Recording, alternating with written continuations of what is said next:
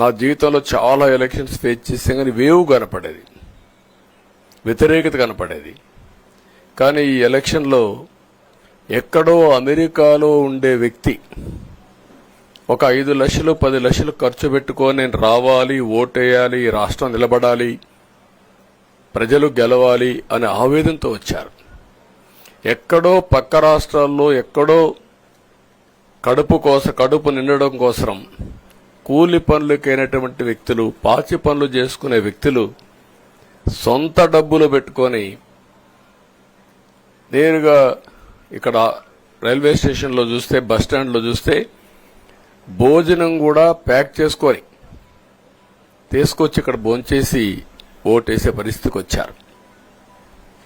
ఈ కమిట్మెంట్ ని ఏ విధంగా వర్ణించాలో నాకైతే అర్థం కాదు. ఏ విధంగా వాళ్ళని అభినందించాలో కూడా అర్థం కాని పరిస్థితి. అనేక ఎన్నికల్లో అనేక అనుభూతులు చూశాం. కానీ మేము అన్ని ఎన్నికల కంటే ఇది ఒక తెలుగుదేశం పార్టీ చరిత్రలో, ఆంధ్రప్రదేశ్ రాష్ట్ర ప్రజల చరిత్రలో సువర్ణాక్షరాలతో లిఖించదగ్గ ఎన్నిక. ఇది ఒక హిస్టారికల్ ఎన్నిక. ఆగస్టు క్రైసిస్ తర్వాత ఎన్టీ రామారావు గారు పార్టీ పెట్టిన తర్వాత 83లో మేము గెలిచాం. అప్పుడు 200 సీట్లు వచ్చాయి. కొత్తగా పార్టీ పెడతానే ఎన్నికలకు వెళ్లి 9 నెలలు అధికారంలోకి వస్తే 200 సీట్లు వచ్చాయి.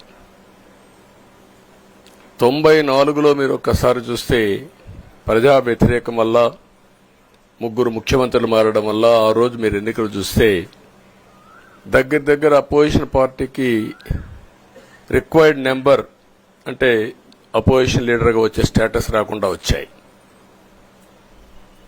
అవన్నిటిని వర్పించే విధంగా ఈసారి ఊహించని విధంగా వచ్చింది. అంటే దానికి కారణాలు నేను ఎక్కువ చెప్పక్కర్లేదు, అనుభవించిన ప్రజలకే అర్థమవుతుంది. ఎప్పుడైనా సరే ప్రజాస్వామ్యంలో ప్రాథమిక హక్కు మాట్లాడే స్వేచ్ఛ.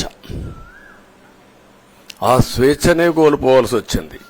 అదే కాదు, బ్రతికే స్వేచ్ఛ, ఆస్తులు పెట్టుకునే స్వేచ్ఛ, ఇవన్నీ కోల్పోయే పరిస్థితి వచ్చింది. అందుకే మీరు చూస్తే మొన్న ఎలక్షన్లో సరే ఏ విధంగా మేమందరం కలిశాం అవన్నీ మాకంటే ముందు మీకే తెలుసు. కలిసినప్పుడు ఎవ్రీ ఈవెంట్ ఇవి వేదిక నుంచే ప్రారంభించాం. అక్కడి నుంచి ముందుకెళ్ళాం. ఆ రోజు చెప్పాం, ఈ రోజు ఒకటి చెప్తున్నాం. మా ఆలోచన ప్రజలు గెలవాలి, రాష్ట్రం నిలబడాలి. అంతవరకు సాధించగలిగాం. 55.38% ఓట్లు పడ్డాయి. దీంట్లో తెలుగుదేశానికి 45.60% పడ్డాయి. వైసీపీకి 39.37% పడ్డాయి.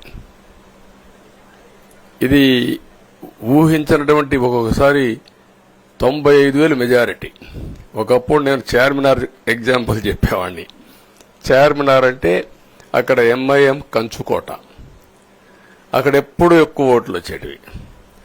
ఆ తర్వాత కుప్పం, సిద్దిపేట పోటీ పడేటి రెండో స్థానానికి.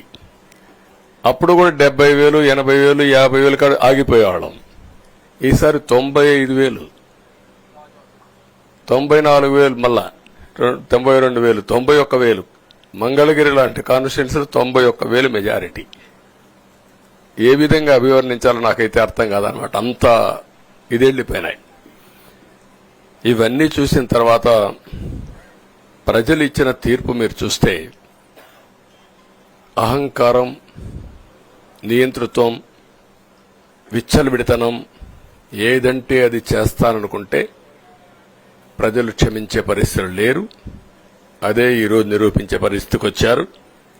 ఒక మాటలో చెప్పాలంటే ఈసారి వీళ్ళు చేసింది గుణపాఠం పాలకులకు కాదు, అవినీతి అహంకారంతో ముందుకు పోయే ఎలాంటి ధ్వంసకారులకైనా ఇదే జరుగుతుందని నిరూపించారు ప్రజలు.